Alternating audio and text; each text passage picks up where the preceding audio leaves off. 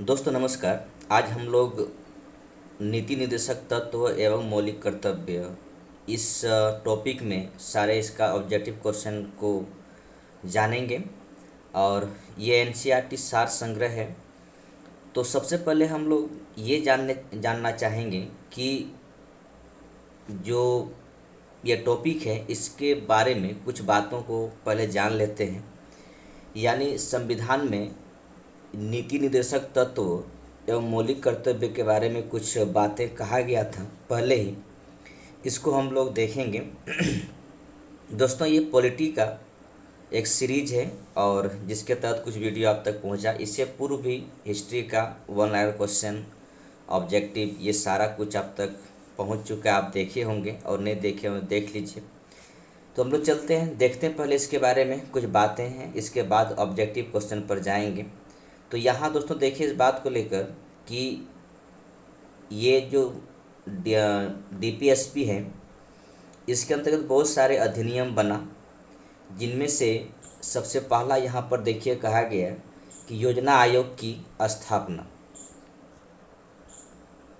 तो योजना आयोग की स्थापना की बात किया गया, अनुच्छेद कितना 38 के तहत में योजना आयोग की स्थापना किया गया। इसके बाद ये भी बातें हैं कि न्यूनतम मजदूरी अधिनियम 1948 अनुच्छेद 39 के तहत किया गया। फिर इसके बाद पंचायती राज व्यवस्था आया, 73वां 74वां संविधान संशोधन द्वारा पंचायती राज को संवैधानिक अधिकार मिला, अनुच्छेद 40 के तहत में को प्रभावी किया गया।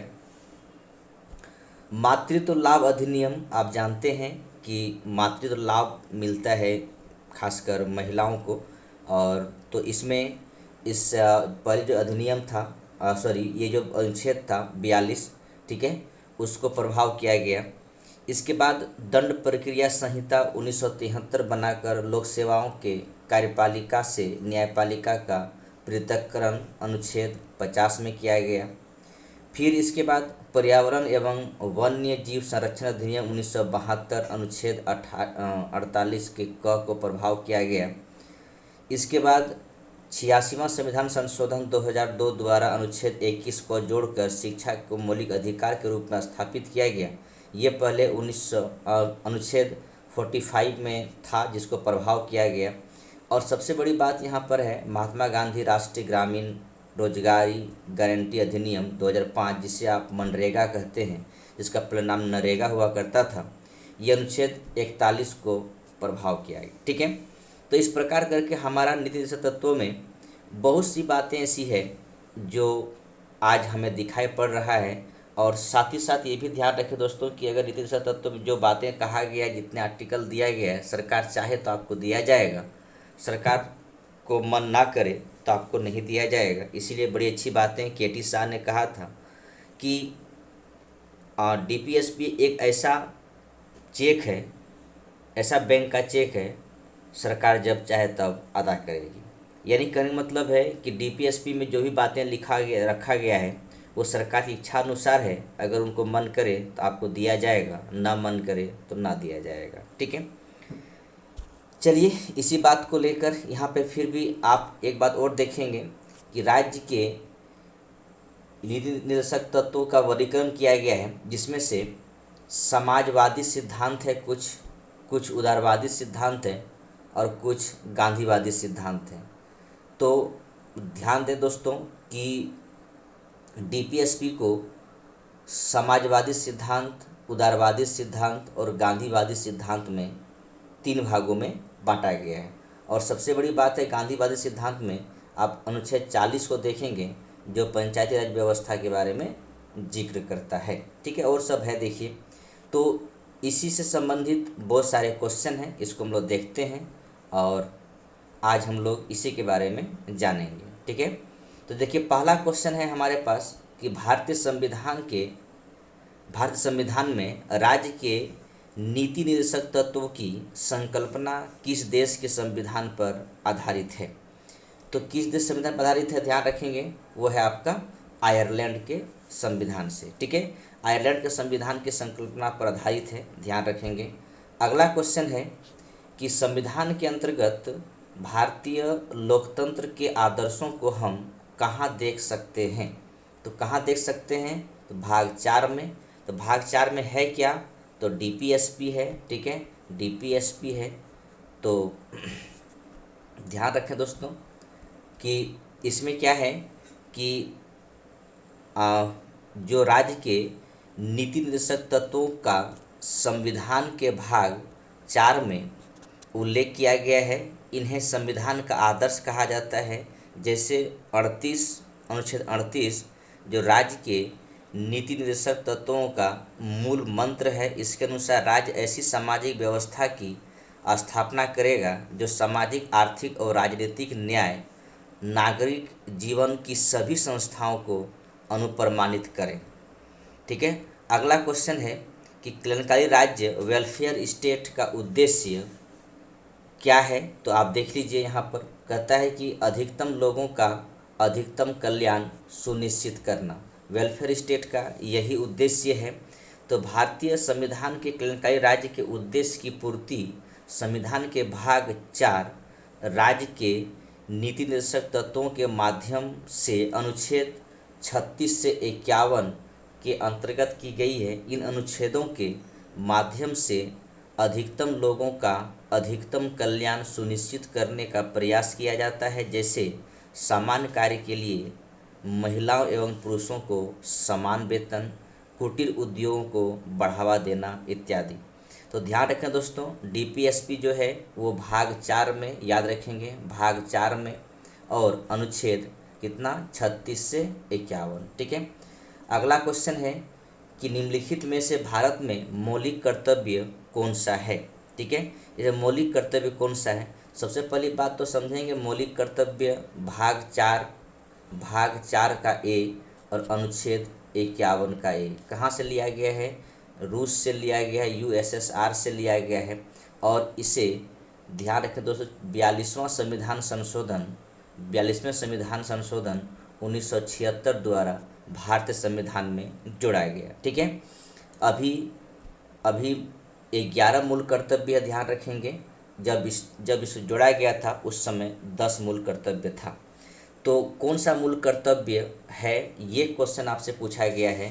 ठीक है, आप इसको पढ़ेंगे तो आपको पता चलेगा, जो कि हमारी मिलीजुली संस्कृति है कि समृद्धि विरासत को संरक्षित करना। ठीक है। तो न्यायपालिका से कार्यपालिका का पृथक्करण ये मूल कर्तव्य नहीं, बल्कि राज्य के नीति निर्देशक तत्व है।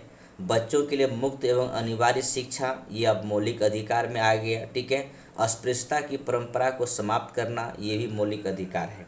तो जो आंसर होगा वो बी ऑप्शन है, हमारी मिलीजुली संस्कृति की समृद्ध विरासत को संरक्षित करना।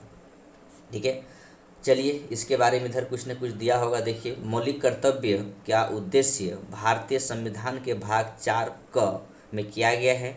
अनुच्छेद 51 का ए या क के चम के अनुसार प्रत्येक नागरिक का कर्तव्य है कि भारत की सामासिक संस्कृति यानी कंपोजिट कल्चर की गौरवशाली परंपरा का महत्व समझें और उसे संरक्षित करें। अगला क्वेश्चन है, मूल कर्तव्य का वर्णन संविधान के किस अनुच्छेद में है? तो मूल कर्तव्य का वर्णन अभी मैंने बताया कितना में, अनुच्छेद 51 के क में है। मूल संविधान में नागरिकों के मूल कर्तव्य का उल्लेख नहीं था।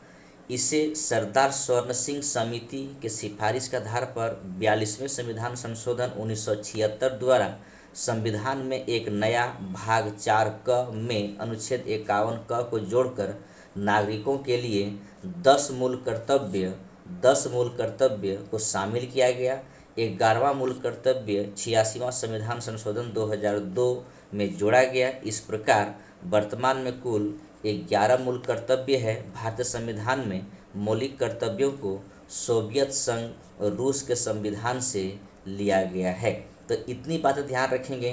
क्या क्या बातें यहाँ पर हुई? बातें ये हुई कि भाग 4 का ए, अनुच्छेद 51 का ए, मूल कर्तव्य 42वां संविधान संशोधन अधिनियम 1976 के द्वारा जोड़ा गया। सरदार स्वर्ण सिंह कमेटी ने रिकमेंड किया था, और जब संविधान बना था उसमें मूल कर्तव्य नहीं था। साथ ही साथ जब संविधान में शामिल किया गया मूल कर्तव्य को तभी 10 था, अभी 11 मूल कर्तव्य है और 11 मूल कर्तव्य 86वां संविधान संशोधन 2002 के द्वारा एक जोड़ा गया कि बच्चों को पढ़ाना है और इसे रूस के संविधान से लिया गया है। ठीक है, अगला क्वेश्चन है कि भारतीय संविधान के कौन सा अनुच्छेद यह निर्धारित करता है कि राज्य की नीति निर्देशक सिद्धांत किसी न्यायालय द्वारा लागू नहीं किया जा सकते। ठीक है, ये क्वेश्चन है, ध्यान रखेंगे किससे द्वारा, अनुच्छेद 37 के द्वारा ये प्रावधान है कि अगर राज्य के नीति निर्देशक सिद्धांत का जो भी प्रावधान है अगर सरकार लागू नहीं कर रही तो आप न्यायालय नहीं जा सकते हैं। ठीक है, सरकार के इच्छा अनुसार पर डिपेंड है कि अनुच्छेद 37 के अनुसार राज्य के नीति निर्देशक तत्वों के शासन का मूलाधार है और विधि बनाने में इन सिद्धांतों को पालन करना राज्य का कर्तव्य होगा।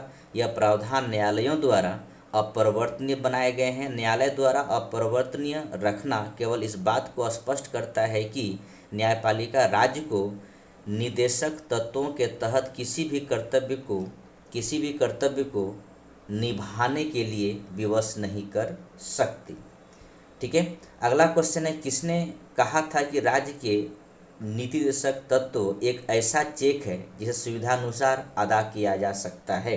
तो ध्यान रखें ये बात किसने कहा था, के.टी. शाह ने कहा था कि प्रोफेसर के.टी. शाह बिहार प्रांत से संविधान सभा के सदस्य चुने गए थे जो सलाहकार समिति और मौलिक अधिकार उप समिति के सदस्य भी थे। इन्होंने राज्य के निर्देशक तत्वों की तुलना ऐसी चेक से की जो बैंक की सुविधानुसार अदा किया जा सकता है, यानी कहने मतलब है कि आपको जब चाहे वो तब नहीं मिलेगी। ठीक है, समान नागरिक संहिता किस राज्य में लागू है, तो समान नागरिक संहिता गोवा में लागू है। यूनिफॉर्म सिविल कोड गोवा में लागू है के अंतर्गत सिविल मामले जैसे विवाह, तलाक और उत्तराधिकारी आदि के संबंध में सभी धर्मों के लिए समान कानून लागू होता है। भारत के गोवा राज्य समान नागरिक संहिता लागू है। भारतीय संविधान में अनुच्छेद 44, ध्यान रखेंगे अनुच्छेद 44 के अंतर्गत सभी नागरिकों के लिए समान सिविल संहिता का प्रावधान किया गया है,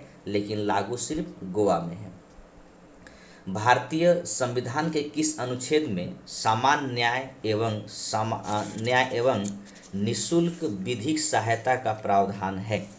ठीक है, तो देखिए दोस्तों ध्यान रखेंगे ये प्रावधान कहाँ पर है, तो याद रखेंगे ये प्रावधान आपका ये अनुच्छेद 39 का क में है। ठीक है, तो इसमें कहता क्या है कि समान न्याय एवं निःशुल्क विधिक सहायता। ठीक है, यानी सभी को समान न्याय मिलेगा, साथ ही साथ निःशुल्क जो कानूनी सहायता है वो मिलेगा। संविधान के अनुच्छेद 39 क के अनुसार राज्य यह सुनिश्चित करेगा कि कानूनी व्यवस्था का संचालन इस प्रकार हो कि सभी को समान रूप से न्याय उपलब्ध हो सके और आर्थिक रूप से कमजोर या अन्य प्रकार के निर्योग्य व्यक्ति के लिए निःशुल्क विधिक सहायता की व्यवस्था हो।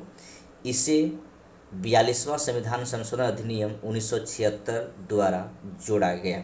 ठीक है, तो ये बातें बहुत अच्छी बातें हैं, जिसको पैसा नहीं है या कह सकते हैं गरीब गुरबा है उसे भी न्याय मिले या विधिक सहायता मिले। ठीक है, अगला क्वेश्चन है कि भारतीय संविधान के किस अनुच्छेद में राज्य को ग्राम पंचायतों का गठन का निर्देश दिया गया है। तो ध्यान रखें दोस्तों, ये आपका अनुच्छेद 40 के तहत में ग्राम पंचायतों का गठन का निर्देश दिया गया है। आप देखिए यहाँ पर कि जब संविधान लागू हुआ था उस समय ही बातें हो गई थी ग्राम पंचायती गठन की बात, लेकिन ये गठन कब होता है 1993 में। तो इसीलिए कहा जाता है कि नीति निर्देशक तत्व एक ऐसा बैंक है, बैंक का चेक है जो सरकार जब चाहे तब अदा करेगी। भारतीय संविधान के अनुच्छेद 40 में ग्राम पंचायतों के गठन का प्रावधान है। इसके अंतर्गत राज्य ग्राम पंचायतों के गठन के लिए आवश्यक कदम उठाएगा और इन्हें ऐसी शक्तियों और प्राधिकार प्रदान करेगा जो उन्हें स्वायत्त शासन की इकाई के रूप में कार्य करने के लिए आवश्यक हो। ठीक है, अगला क्वेश्चन है क्वेश्चन नंबर 11, कार्यपालिका से न्यायपालिका के पृथक्करण सेपरेशन का सिद्धांत संविधान के किस भाग में वर्णित है। ठीक है, तो कार्यपालिका से न्यायपालिका का सेपरेशन का सिद्धांत, ध्यान रखें दोस्तों, कि राज्य के नीति निर्देशक तत्व में है और ये आपका अनुच्छेद 50 में है। ठीक है, तो देखिए, कहता संविधान के राज्य के नीति निर्देशक तत्वों के अंतर्गत अनुच्छेद 50 में राज्य के लोक सेवाओं में न्यायपालिका को कार्यपालिका से पृथक करने के लिए कदम उठाने का निर्देश दिया गया है। इसका उद्देश्य है कि न्यायिक एवं कार्यकारी शक्ति एक ही व्यक्ति में निहित ना हो, ताकि स्वतंत्र एवं निष्पक्ष न्यायपालिका की स्थापना की जा सके। अगला क्वेश्चन है कि नीति निर्देशक सिद्धांत में कौन सा सिद्धांत गांधीवादी विचारधारा पर आधारित नहीं है। ठीक है, तो आपको पहले बताए थे कि समाजवादी, उदारवादी और गांधीवादी विचारधारा पर डीपीएसपी को बांटा गया है। इसमें कौन सा ऐसा है जो गांधीवादी विचारधारा पर नहीं है, ये आपका है ऑप्शन बी, 14 वर्ष तक के सभी बच्चों के लिए अनिवार्य तथा निःशुल्क शिक्षा। ठीक है, अब यहाँ पर देखिए आपके लिखा हुआ है कि राज्य के निर्देशक सिद्धांतों तत्वों में निम्नलिखित गांधीवादी विचार शामिल किया गया। इसमें ग्राम पंचायत पहला, ध्यान रखेंगे। ठीक है, पहला ग्राम पंचायत है। सेकंड है ग्रामीण क्षेत्र की कुटीर उद्योग का प्रोत्साहन, आर्टिकल 43। अनुसूचित जातियाँ, अनुसूचित जनजातियों और अन्य दुर्बल वर्गों के शैक्षिक एवं आर्थिक हितों के वृद्धि, अनुच्छेद 46। स्वास्थ्य के लिए हानिकारक नशीली दवाओं, मदिरा आदि के औषधीय प्रयोजन से भिन्न उपयोग पर प्रतिबंध, अनुच्छेद 47। ये सारी बातें, यानी अनुच्छेद 40, 43, 46, 47, ये सारी बातें आपका गांधीवादी विचार से लिया गया है। ठीक है, अगला क्वेश्चन नंबर 13, निम्नलिखित नीति निर्देशक सिद्धांतों में कौन सा सिद्धांत उदारवादी विचारधारा पर आधारित नहीं है। तो देखिए, इसमें ऑप्शन आपको दिया जा रहा है डी, उपरोक्त में कोई गलत नहीं है, यानी सारे के सारे उदारवादी विचारधारा से लिया गया है। ठीक है, उसमें अनुच्छेद 50 की जो बात किया गया है, इसमें खासकर न्यायपालिका एवं कार्यपालिका का पृथक्करण है। इसके बाद अनुच्छेद 44 में समान नागरिक संहिता की बात किया गया है और अनुच्छेद 49 में राष्ट्रीय महत्व के कलात्मक तथा ऐतिहासिक स्मारकों या स्थानों या वस्तुओं का संरक्षण करना आदि उदारवादी विचार से प्रेरित है। ठीक है, चलिए अगला क्वेश्चन देखते हैं। अगला क्वेश्चन है कि निम्नलिखित नीति निर्देशक सिद्धांतों में कौन सा सिद्धांत समाजवादी विचारधारा का प्रतीक है। तो समाजवादी विचारधारा के प्रतीक की बात किया गया, ध्यान रखें दोस्तों इस बात में। तो कहता है इस सभी चीज़ें समाजवादी विचारधारा के ही प्रतीक हैं। देखिए, इसमें कौन कौन सी बातें कहा गया। कहा कि समाजवादी सिद्धांत का लक्ष्य समाज एवं आर्थिक न्याय की स्थापना करना। यह सिद्धांत लोक कल्याणकारी राज्य की सुनिश्चित का मार्ग प्रशस्त करते हैं। राज्य के नीति निर्देशक तत्वों में इसका उल्लेख किया गया है, जैसे अनुच्छेद 38(1) में लोक कल्याण के वृद्धि के लिए सामाजिक व्यवस्था बनाना। अनुच्छेद 38 का 2 राज्य आय की असमानताओं को कम करने का प्रयास करना। अनुच्छेद 39 ख में राज्य द्वारा समुदाय के भौतिक संसाधनों के अनुचित स्वामित्व पर नियंत्रण। अनुच्छेद 39 घ में पुरुष एवं स्त्रियों दोनों को समान कार्य के लिए समान वेतन। अनुच्छेद 39 क में निःशुल्क विधिक सहायता एवं अनुच्छेद 42 में कार्य की न्यायसंगत एवं मानवोचित दशाएं तथा प्रसूति सहायता आदि का उपबंध किया गया है। ये सारी बातें ध्यान रखें दोस्तों, समाजवादी सिद्धांत से संबंधित है। ठीक है, तो आपको पहले मैं बता चुका हूँ कि नीति निर्देशक तत्व ये 3 भागों में बांट कर पढ़ते हैं, जिसमें एक समाजवादी विचारधारा से प्रेरित है, एक उदारवादी विचारधारा से प्रेरित है और एक गांधीवादी विचारधारा से प्रेरित है। ठीक है, अगला क्वेश्चन है कि मौलिक कर्तव्यों का समुच्चय सदैव अंग होता है। किसका अंग होता है? समाजवादी संविधान का। ठीक है, समाजवादी संविधान का। तो इसमें देखिए बातें कहा गया कि समाजवादी देशों में अपने नागरिकों के मूल अधिकारों एवं मौलिक कर्तव्यों को समान महत्व दिया है, किंतु इसके विपरीत मौलिक कर्तव्यों की प्रमुख लोकतांत्रिक देशों जैसे अमेरिका, कनाडा, जापान, फ्रांस आदि के संविधान में परिभाषित नहीं किया गया है। लोकतांत्रिक देशों में केवल जापान के संविधान में नागरिकों के मौलिक कर्तव्यों का समावेशन किया गया है। ठीक है, अगला क्वेश्चन है कि 16 नंबर क्वेश्चन कहता है कि भारत के प्रत्येक नागरिक को यह कर्तव्य होगा कि वह प्राकृतिक पर्यावरण का संरक्षण एवं सुधार करें। यह कथन भारतीय संविधान के किस अनुच्छेद से संबंधित है? तो ये आपका अनुच्छेद 48 क में, अनुच्छेद 48 क के अनुसार राज्य पर्यावरण के संरक्षण तथा संवर्धन और वन तथा वन्य जीवों के रक्षा करने का प्रयास करेगा। इसे 42वां संविधान संशोधन 1976 द्वारा जोड़ा गया। ठीक है, इससे पहले ये नहीं था। अगला क्वेश्चन है कि निम्न में से कौन सा एक विषय वह है जिससे संविधान में भारतीय नागरिकों के मूल कर्तव्यों की सूची में शामिल किया गया है? तो ए नंबर में दे रहा है कि धर्मनिरपेक्षता का व्यवहार करना, वैज्ञानिक स्वभाव, मानववाद और ज्ञानार्जन तथा सुधार आदि की भावना विकसित करना, सरकार के सभी करों का नियमित और सही ढंग से भुगतान करना, अपने कर्तव्यों का निष्पादन करने के दौरान किसी लोक सेवक का आक्रमण न करना। ठीक है, यहाँ पर आपका मूल कर्तव्य के सूची में शामिल बातें पूछा गया। ध्यान रखें दोस्तों, आपका सही होगा वैज्ञानिक स्वभाव, मानववाद और ज्ञानार्जन तथा सुधार आदि की भावना विकसित करना। अगला क्वेश्चन है, नेक्स्ट क्वेश्चन है कि भारतीय संविधान के अनुच्छेद 41 किससे संबंधित है? ठीक है, किससे संबंधित है? 41 किससे है? राज्य के नीति निर्देशक सिद्धांत से। अब 41 में है क्या? तो 41 में देखिए क्या कहता है। कहता है अनुच्छेद 41 के अंतर्गत राज्य अपने आर्थिक संसाधनों के अनुसार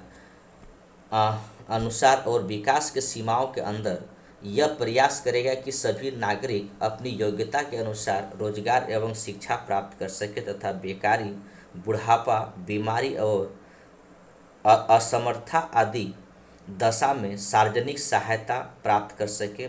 महात्मा गांधी राष्ट्रीय ग्रामीण रोजगार गारंटी अधिनियम, मनरेगा रोजगार अधिनियम अनुच्छेद 41 के अंतर्गत शामिल है। ध्यान रखें दोस्तों, अगर आपसे पूछे नरेगा या मनरेगा के बारे में तो ये अनुच्छेद 41 से ही लिया गया है। ठीक है, अगला क्वेश्चन है, नेक्स्ट क्वेश्चन है कि भारतीय संविधान के अंतर्गत अनुच्छेद 43 क में वर्णित उद्योगों के प्रबंधन में श्रमिकों की भागीदारी किससे संबंधित है? तो ध्यान रखेंगे किससे संबंधित है? राज्य के नीति निर्देशक सिद्धांत से संबंधित है। अनुच्छेद 43 क के अनुसार राज्य किसी उद्योग में लगे हुए उपक्रमों तथा संगठनों के प्रबंधन में कर्मकारों को भाग लेना सुनिश्चित करने के लिए कदम उठाएगी। इससे 42वां संविधान संशोधन 1976 द्वारा राज्य के नीति निर्देशक तत्वों में जोड़ा गया। ठीक है, इसके बाद ये तो मैंने आपको बता ही दिया। ठीक है, आगे देखिए एक बात यहाँ पर है कि नागरिकों को 11 मूल कर्तव्य क्या क्या है इसके बारे में यहाँ पर है।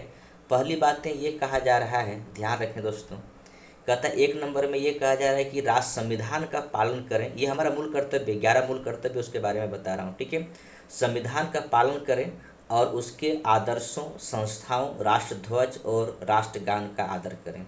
स्वतंत्रता के लिए हमारे राष्ट्रीय आंदोलन को प्रेरित करने वाले उच्च आदर्शों को हृदय में संजोए रखें और उनका पालन करें। भारत की संप्रभुता, एकता और अखंडता की रक्षा करें और उसे अक्षुण्ण रखें। देश की रक्षा करें और आह्वान किए जाने पर राष्ट्र की सेवा करें। 5वां में कहता है भारत के सभी लोगों में समरसत्ता और समान भातृत्व की भावना का निर्माण करें, जो धर्म, भाषा और प्रदेश या वर्ग आधारित सभी भेदभावों से परे हो। ऐसी प्रथाओं को त्याग करें जो स्त्रियों के सम्मान के विरुद्ध हैं। हमारी सामासिक यानी मिश्रित संस्कृति, कंपोजिट कल्चर की गौरवशाली परंपरा का महत्व समझें और उसका परिरक्षण करें। इसके बाद इधर कहता है 7वां नंबर में प्राकृतिक पर्यावरण जिसके अंतर्गत वन, झील, नदी और वन्य जीव सम्मिलित है की रक्षा करें और उसका संवर्धन करें तथा प्राणी मात्र के प्रति दया भाव रखें। वैज्ञानिक दृष्टिकोण, मानववाद, ज्ञानार्जन तथा सुधार की भावना का विकास करें। 9 नंबर में कहता है कि सार्वजनिक संपत्ति सुरक्षित रखें और हिंसा से दूर रहें। 10 में कहता है व्यक्तिगत और सामूहिक गतिविधियों के सभी क्षेत्रों में उत्कर्ष की ओर बढ़ने की सतत प्रयास करें जिससे राष्ट्र निरंतर बढ़ते हुए प्रयत्नों पर उपलब्धि की नई ऊंचाई को प्राप्त करें। और लास्ट में 11वां कहता है 6 की आयु से 14 वर्ष की आयु की बच्चों के माता पिता और संरक्षक जो भी हो उन्हें शिक्षा का अवसर प्रदान करें। इस कर्तव्य को संविधान के 86वां संविधान संशोधन 2002 की धारा 4 में जोड़ा गया। ठीक है, तो ये था हमारा निर्देशक सिद्धांत और मूल कर्तव्य। हम लोग कल चलेंगे राष्ट्रपति और उपराष्ट्रपति पर। ठीक है दोस्तों, आज हम यहीं रुकते हैं, फिर कल मिलते हैं राष्ट्रपति और उपराष्ट्रपति पर, प्रेसिडेंट और वाइस प्रेसिडेंट पर। थैंक यू दोस्तों, जय हिंद, जय भारत।